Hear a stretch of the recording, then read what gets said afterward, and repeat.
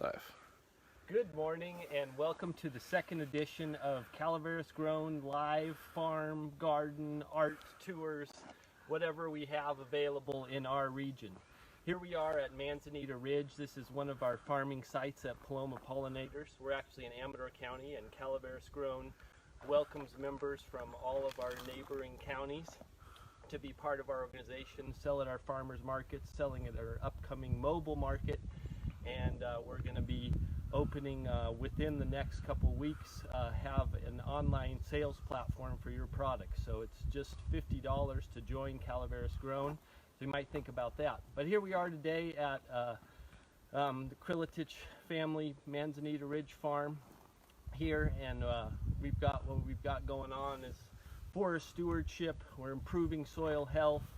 We're raising sheep, primarily for their meat, but also for their work they do in the forest. We've got a milk cow and her 2 calves, and we've got chickens that we're raising for meat, and we'll talk a little bit more about why we're raising 500 chickens and how we plan to never brood them ourselves again. So we're going to take about a 20 or 30 minute tour of the farm. So here we are at the entrance right now.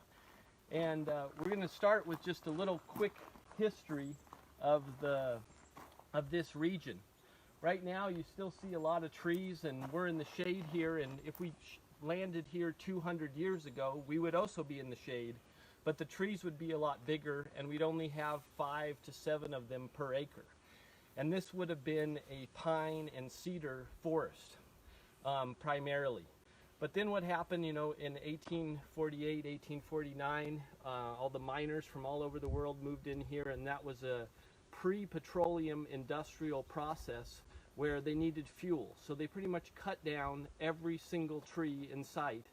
And by 1860, I'd have to be pretty much yelling at the camera for you to hear me right now, because the stamp mills would have been going around here and been so loud that you wouldn't even be able to hear. And those stamp mills were largely powered by wood fuel. So if you're wondering where all those trees went from that period, all these giant 10, 12 foot diameter trees that inhabited this area, that were 200 to 700 years old, well, they got burned up. And then we went into a period where not that many people lived around here. A lot of people left for World War I, and after the gold started to run out, at least on the surface. And so we got all this overgrowth. And mostly what came back was the oaks, because oaks coppice, or that is resprout from their roots. And so they took over the territory before the pines and cedars could come back again. And then now pines and cedars have to re-invade by the action of squirrels and birds from the outside with their seeds, whereas oaks just get to coppice. I also point out that oaks don't grow multi-trunk trees from an acorn.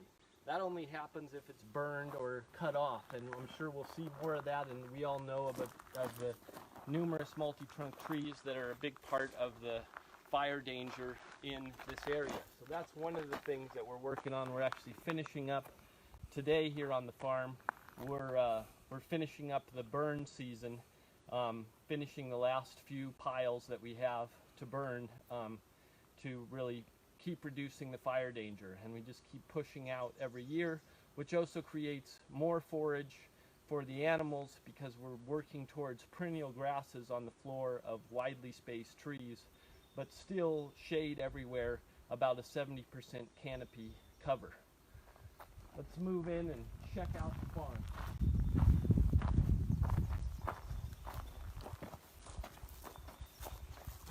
So here to your left is where we store the wood chips that have pretty much allowed us to take this ridge top.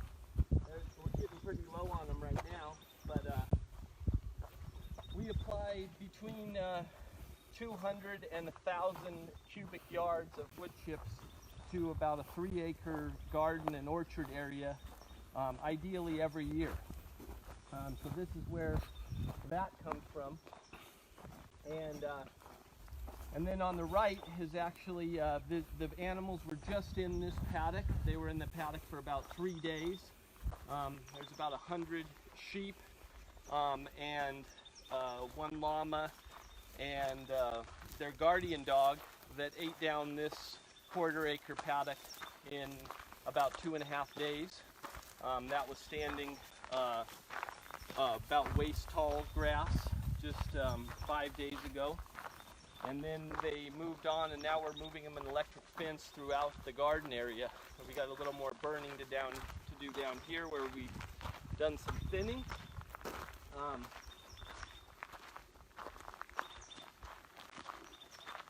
Over here to the left, we have what we'll talk about in probably another episode. We've got a mill where we turn local lumber, local trees into usable lumber that we make into pollinator hotels and wooden toys, as well as furniture. And we also sell lumber from the area. So we sell pine and cedar and oak lumber for your home scale projects. And now we're going to enter the deer fence over here. Got this walking into the sun.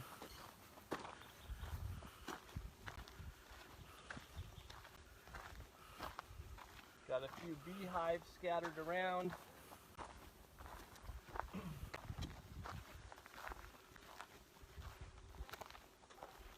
Over here you'll see the sheep resting in the shade.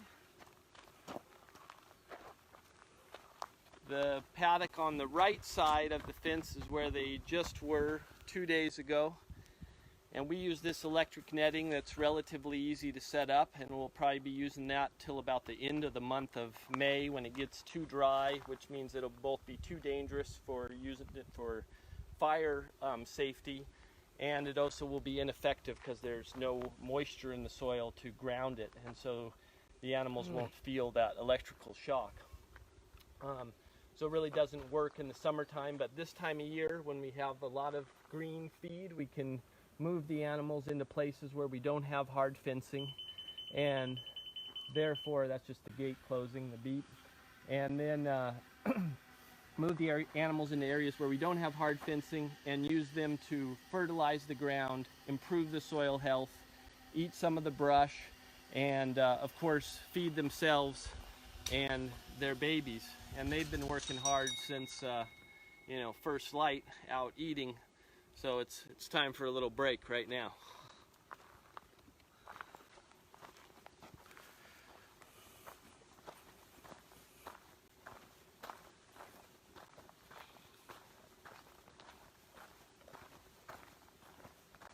To our right, we're a steep terraced south-facing orchard, and underneath that orchard we have various types of winter squash and melons seeded and planted out right now. This was all been working on this project for about 15 years, and the whole Kriletich family, as well as people from all over the world, have learned a lot about how to manage this region from this place. It's been my homestead and also a way to experiment and understand how we can feed ourselves and our local community and provide the food and fiber that we need, the love and water that we need to not only survive but thrive here in this foothill environment when we've now entered the desert time of year, a very dry time of year. Little cabin here in front of us, and that's a wood shop on the left. It's our most recent project, and that's where we make the pollinator hotels and wooden toys and furniture, and we'll talk about that on another occasion. But let's get back over and check out the garden and these little chicks.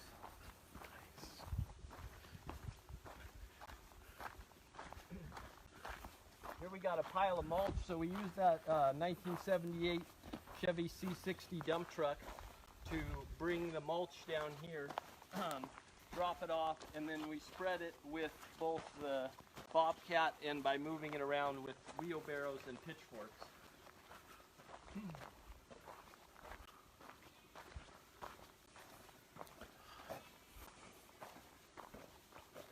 The tool rack area, and we've got some lumber stacked up over here to our left, all stickered and drying.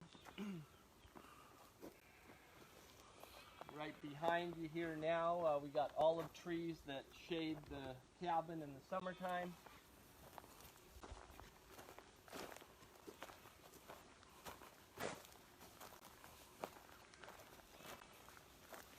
Little walk-in cooler where we keep the vegetables cool before they make it to your table.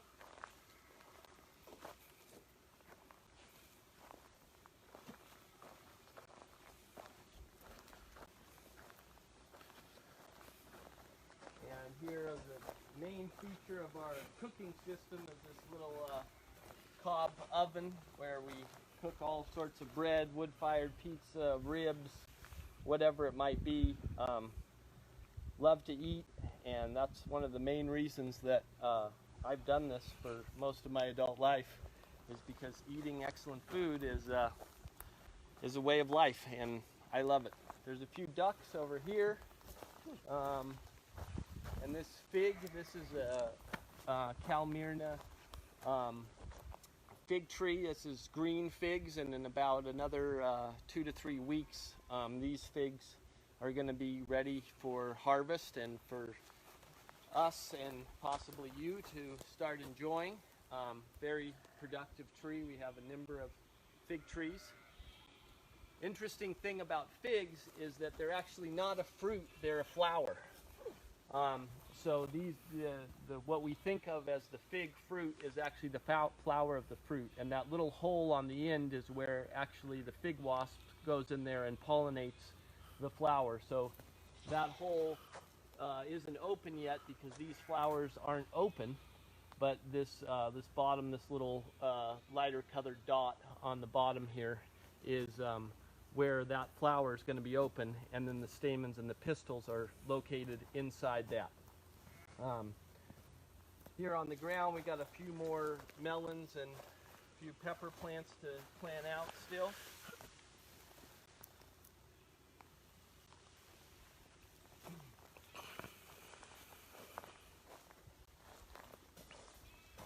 And here so as you can see, we just put wood chips everywhere, and it's dry on the surface, but right underneath is pretty moist. And these wood chips were just placed here so we don't have a lot of mycelium and not a lot of fungal soil life growing in there yet. But you can already see that it's breaking down into soil, and this is the way that we've turned this rocky hilltop into a highly productive garden, orchard, farm system. And we'll find some places where the wood chips are a little older and the mycelium has colonized them a little bit better. There's actually right here, it's already starting to colonize. So we have these white filaments. They look a little bit like hairs, or they might get confused with roots, but that's actually mycelium, and I'm sure we'll find more on our tour. But this was just put down here maybe 5 days ago, and it's already being colonized. Here's a little pond for those cute little Muscovy ducks. We found over the years that you can't, of course, have just animals just perusing the garden, eating everything all the time, but we do need some significant pest reduction. And so having a few Muscovy ducks that don't actually scratch like chickens do, but instead just move their bill under the, they basically do this with their bill. Under the soil, they eat little pill bugs, they eat earwigs, they eat a lot of the things that are a bummer in the garden, and we find that they do very little damage to the plants. So that's their little spa area. Another fig tree here, and a peach tree with peach leaf curl. We don't worry too much about peach leaf curl. If it's too bad, well, then the tree might die, but I know there's always a new pit and always a new tree to replace it. This tree actually grew from the pit, and it's only 4 years old. And it produces excellent, amazing, delicious freestone peaches. Right behind it here, we've got bananas. These are burrow bananas that grow. They produce bananas probably this year if we get a frost-free period all the way through into November. We might get 50 to 100 bananas in 3 or 4 bunches off of this banana tree, but it'll take over this area, and it also provides quite a tropical feel.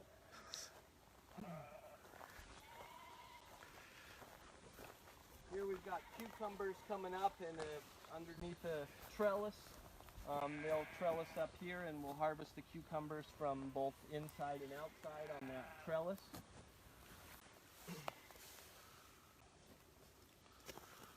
Weeds coming in, but as you can see, we just mulch right around the plants. That protects the soil from dehydration and also keeps it cool. One thing I'd like to point out is that on a 100-degree day around here, if you stick a thermometer in the soil, you'll have 120-degree soil. So anything over about 80 degrees starts killing the root hairs in your plants, and it doesn't matter how much you water them, how much fertilizer you give them, which, by the way, we don't use any fertilizer other than these wood chips here, but they're dying. They're not healthy because the soil's too hot. So we need to put a kind of a blanket, maybe a turban, on the soil, and in this case we're using this local material, the wood chips from the overgrown forest, in order to do that. Just want to point out behind us over here, this is a hoop house where we're growing peppers inside of it, but comfrey is an amazing plant. It can kind of turn into a weed, but it's an excellent forage for livestock. As you might be able to see, we've got carpenter bees and honeybees just loving these comfrey flowers. It's also a big soil improver. So we just kind of let the comfrey go wild and keep spreading itself. So that's what's happening here on the edge of our little hoop house. This stuff is called a luminette. This has actually been here for a decade, so it's kind of holding up pretty well. This is a 20% shade cloth, and it also keeps it about 4 degrees Celsius warmer in there in the wintertime than it otherwise would. So we can actually, at this location, which is on a ridge top with steep slopes on either side, we can actually prevent frost from happening inside this hoop house. We'll go in there in a second, although the pepper plants are a little too small to be that interesting right now.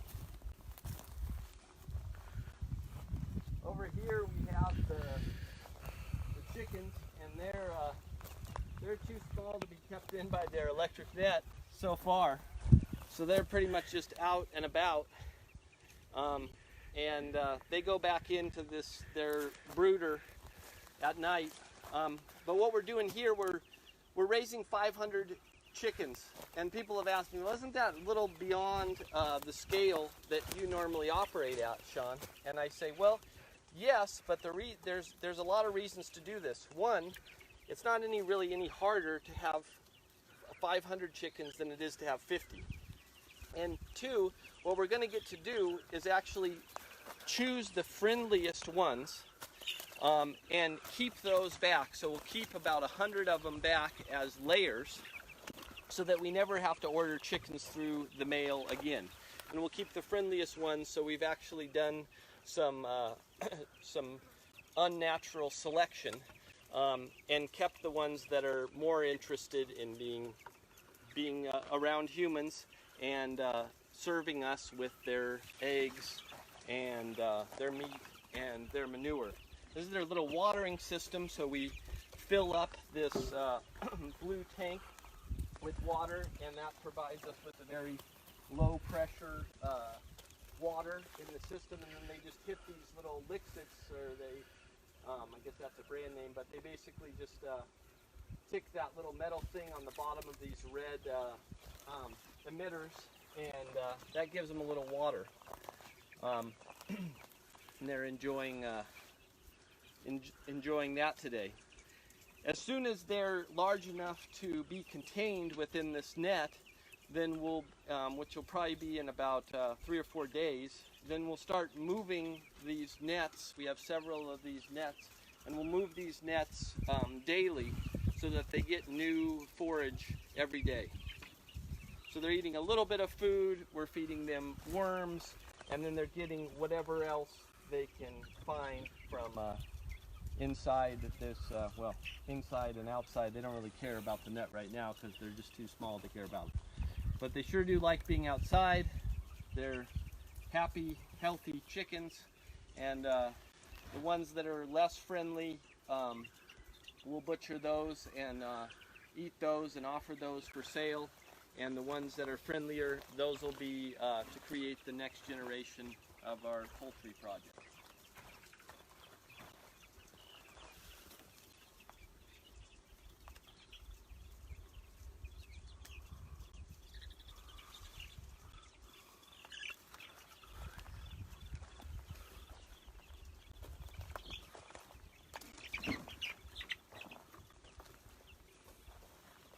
A few more fig trees and fruit trees. We actually just cut back this oak that was kind of taking over this area and was growing so low that it was more of a fire hazard than we wanted it to be right in our space. We want to, you know, it's not only that 100 feet of dispensable space, but we actually really need to thin the forest back and think about what it's going to look like in 500 years, what we want it to look like in 500 years, save those trees, and really the rest of them need to go to fertilize the forest floor, to fertilize those trees that we're saving, to create a healthier system. And if we can get these perennial grasses to grow on the floor of the forest like we've seen in many places that we can, then we can also use that to feed livestock, and use them to keep the brush down and keep the forest healthy. But it's very important to manage the livestock by moving them at least as often as every few days. Really, the more we move them and the more observation and based that movement is, as in we know, okay, well, they've eaten a third of this pasture down, they've trampled a third of it, and they left a third of it standing, then we move them on. And then they'll come back to that pasture when it's almost completely regrown. Of course, at this time of year, since we aren't going to get any more rainwater in the system and we don't have any irrigation for our pastures, then there really won't be more regrowth. But that's what we do throughout the late winter and springtime. Over here, we'll just take a quick peek inside the hoop house here. We've actually got sunflower weeds taken over, but little pepper plants are actually what we're looking to cultivate in here. And then and so, you know, we get a little eating. Looks like earwigs have eaten that off a little bit. Something ate that a little bit. Just take this opportunity to do a little weeding around this pepper plant. But I know that she's going to become a healthy, vigorous plant. She's still looking good. People often ask me, well, aren't these wood chips stealing nitrogen from the soil as they decompose? And that's just not the case. They don't steal nitrogen. And why is that? Well, with hot composting, if we took these wood chips and made a hot compost pile, as in 50% carbon, 50% nitrogen, and at least a cubic yard of material, then we would get a chemical decomposition process that would break that down, and a lot of the nitrogen would go as gas into the air. But what we're doing here is we're actually breaking down these wood chips with mycelium and bacteria, worms with the soil life. And so it's actually a biological decomposition project, biological decomposition instead of chemical decomposition. And therefore we retain the nitrogen in the system, because really what we're doing is converting the lignous wood chips, the woody matter, into more usable organic matter through the process of fungus and bacteria breaking it down. And then that exudates basically the feces of the bacteria and the fungus is what the plants then feed on, and the rest of the soil life feeds on. So it really won't steal nitrogen from your soil to lay down thick layers of wood chips. And honestly, if we have them and if we have the people power to spread them, we might put the wood chips up to a foot thick everywhere. Of course, you can't do that around a really small plant, but we'll work on that later. We also plant basil, interplant basil in between the peppers in order to keep away pests and just to have basil. So we expect that in another month and a half, this will just be pretty much overflowing with pepper plants, and then by the beginning of July, we'll be harvesting peppers, and probably by mid-June, we'll be harvesting a lot of basil out of here.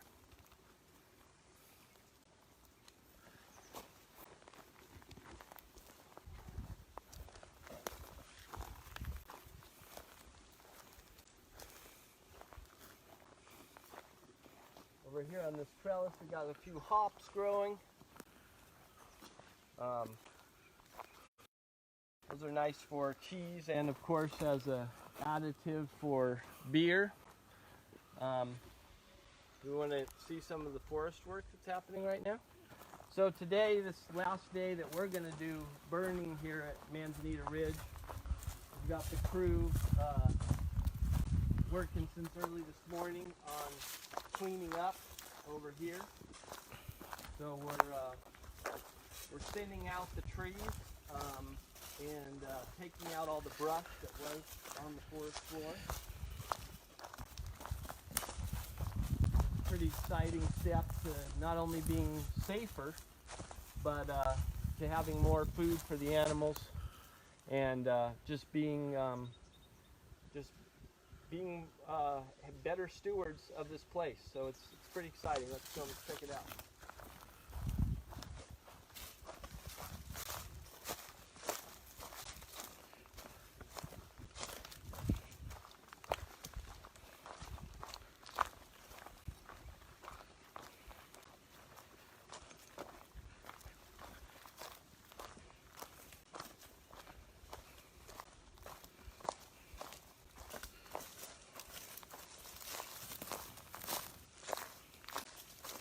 Here on the left is Otto, amazing guy, world-class chef, hardcore worker,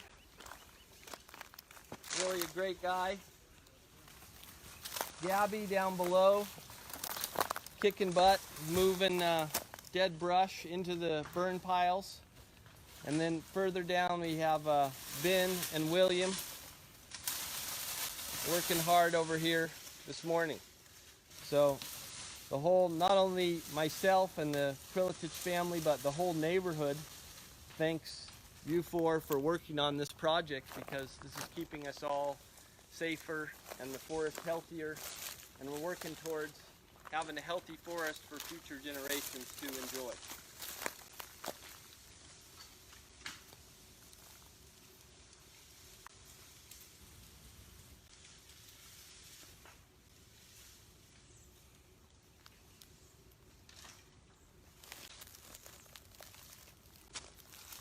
We go take a little gander at the Amador Canal. Nice.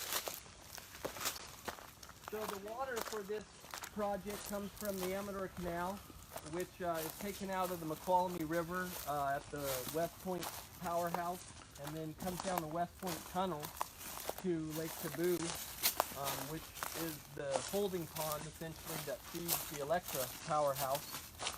And but this canal that's running around us right now has been in continuous operation since 1862. Now only running 2 or 3 cubic feet per second of water, but for most of its life it ran about 30 to 40 cubic feet per second of water in it. It was used for all sorts of transportation. A lot of firewood went down this canal throughout its history, and now it's serving about 100 customers and a dozen farms and ranches with raw, healthy Sierra River water, snowmelt water from the Macaulay River, which is extremely important for agriculture in this dry climate and for our rural economy.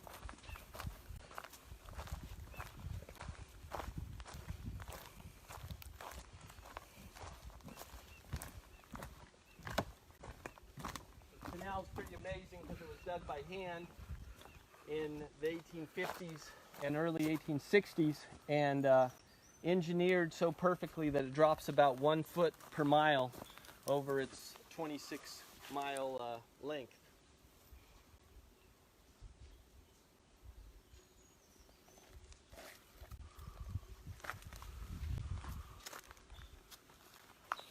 Here, one last stop on our tour. We're going to drop now below the canal and check out this lower area and look at exactly what the effects of mulching a livestock paddock are.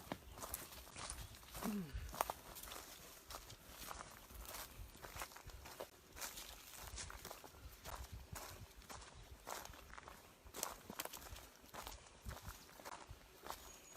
can see these little posts for electric fence are set up so we can have separate paddocks in this forested area.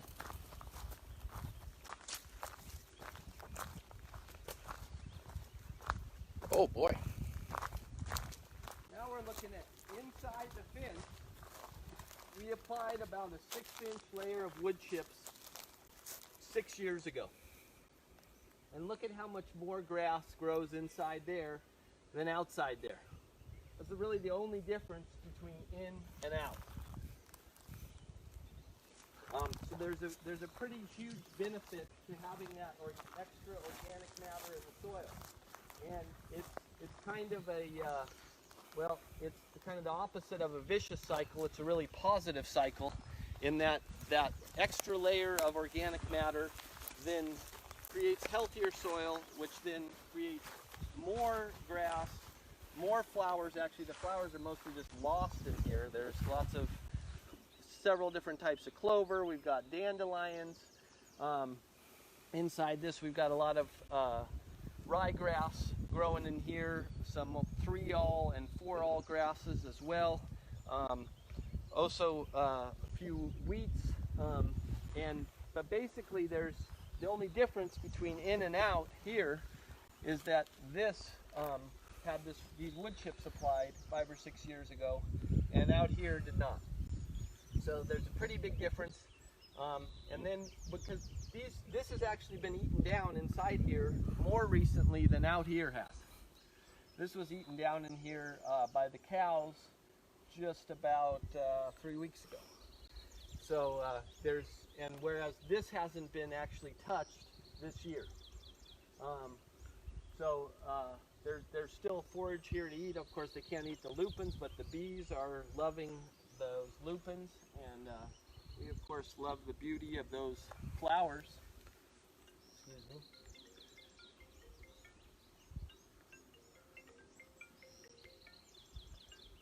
Turn that off.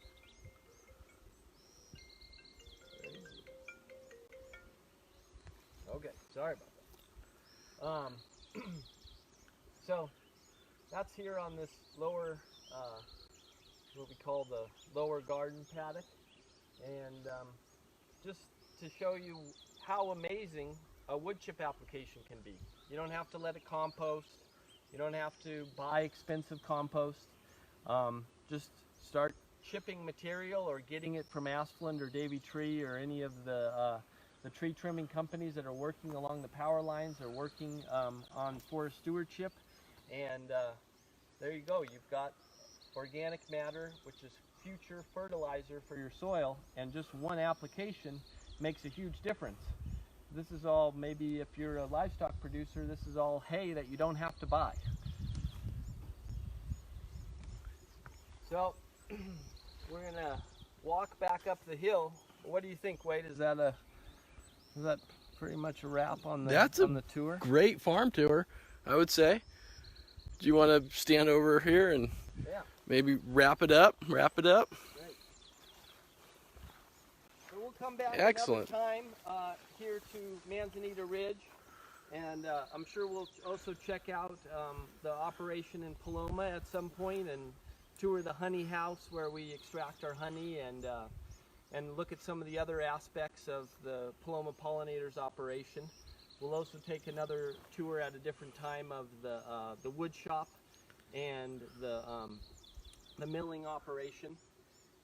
But you've seen a little smattering of what we've got going with livestock and forest stewardship and gardens and orchards. So thanks for watching. Next week we're going to be at Winter Creek Olive Farm down in Burson next Tuesday at 10 a.m. and we're going to tour their olive groves and their facilities there. And then the week after that we're going to follow Thea Shotgun and her art and go check out how she makes her art walking around in the forest. So she's also a member of Calaveras Grown, and Calaveras Grown's mission is to improve, protect, and enhance the rural quality of life in our region, and that's what we're looking to do. So if you aren't already a member, please join. Whoever you are, thanks for watching and listening, and we look forward to your comments and acting on them. Thank you, and thanks Wade for filming. Thanks, brother.